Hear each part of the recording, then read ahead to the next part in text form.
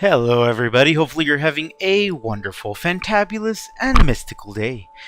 Over here on the mystical side of life, we're just getting started. We're doing a paint study on a character by the wonderful Satoshi Matsura. And if you didn't know, my name is Emmanuel Aguilar, aka Mystic Fox 4. And this is going to be part of my Study With Me series or my study series, one of the two, maybe another one. I just wanted to kind of demonstrate what I kind of go through in terms of learning stuff. Recently, I had come across a couple speeches and a couple of interviews with artists that are successful or that are really good. And one of the main things that they said was they take things apart and they figure out why they like it or why it's good or why it's working in terms of shape development or what. So you know, whatever. And so I'm dedicating this kind of a series to do one every day. And I'll record an audio kind of explaining what I was thinking in that moment. So for this, we are actually just getting started by writing down what it is that we like about it. And then we're going to make a quick reference study just to kind of look at, and then we're going to go into the drawing afterwards because I feel that if we go about it this way, it's a lot easier. And if I do the full time lapse, some of these take an hour to an hour and 30 minutes, so it should be easier to kind of diagnose or understand what it's going to be uh, explained or how I'm going to do this. And because it's a new series, it's kind of difficult for me to kind of organize everything sometimes. Alrighty. So here we go.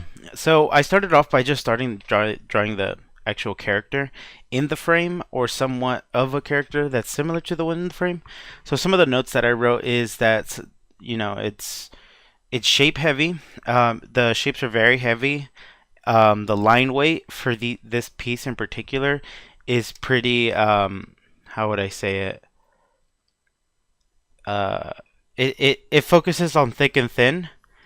So it's a lot of line art, and it's a variation of line color, which I'll go into a little bit later when I start talking about how I started painting this. Um, and so I also wrote on a side note, what should I focus on? So the focus for this piece is probably going to be shapes, just because it's so shape heavy. Even though the lines are prominent in this, like they're very surefire kind of, or not surefire, but very, how would I say, prominent. The shapes, if you were just to remove all of the lines and just have shapes, they would be more prominent. So that's what I was focusing on. Now the character I drew on the right hand side is just like almost a copy of that character, just to see how the shapes interacted. Because when I was doing this, I was trying to understand why those shapes were good or why they were cool or whatever. And so what I came across is that they're using he was using big, medium, small. He uses a small, medium, large for the torso, legs, and feet. So the torso is actually just a um, small, and then no, a medium, and then the legs are a medium, and I mean a large, and the feet are small. You'll probably be able to see it in the actual drawing that I do. But I drew a like a dragon kind of thing on the top right or top left hand side of my character because I wanted to make this kind of lanky character monster thing that's like her pet. Um, and I removed the sword and I made it into a club because I just wanted to. Now, notice that my sketch isn't like very line arty looking. It looks okay, but I didn't want to focus too much on the line art because, like I said earlier, is the painting is actually more focused on shapes. So the line arts for this demonstration isn't what I'm focusing on. So I'm going in and just kind of finishing up the sketch of the monster in the background or the creature-ish thing. so that I can finish drawing the actual or painting it in a couple seconds.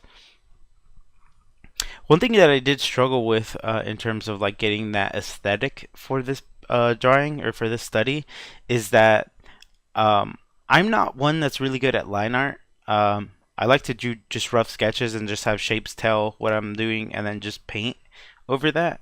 But in for this particular study, I kind of learned that I have to have good line art because if it's messy, it won't have that same aesthetic because I mentioned it earlier where the lines have to be painted a certain way because they're tinted slightly.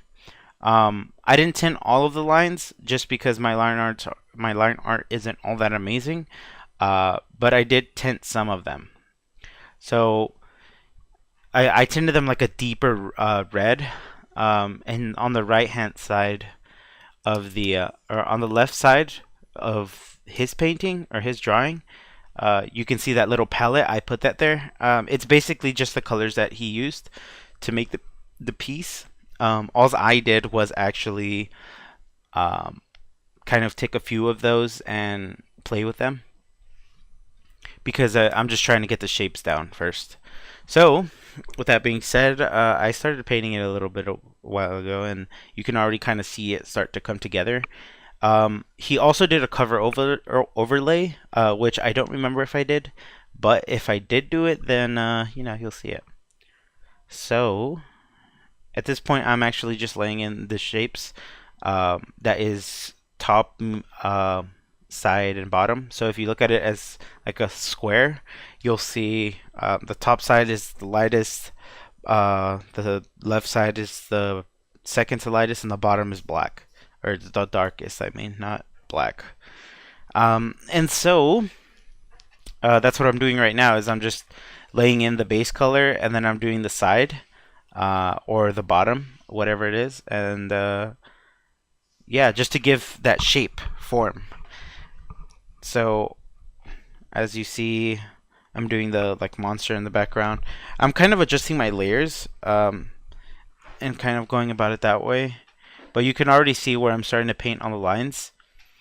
You can do that by selecting the lines layer, whatever layer you use your lines on, locking it, and then going in with like a deeper color, like a deeper red or something, and then just overlaying that, like brushing it on wherever you need it.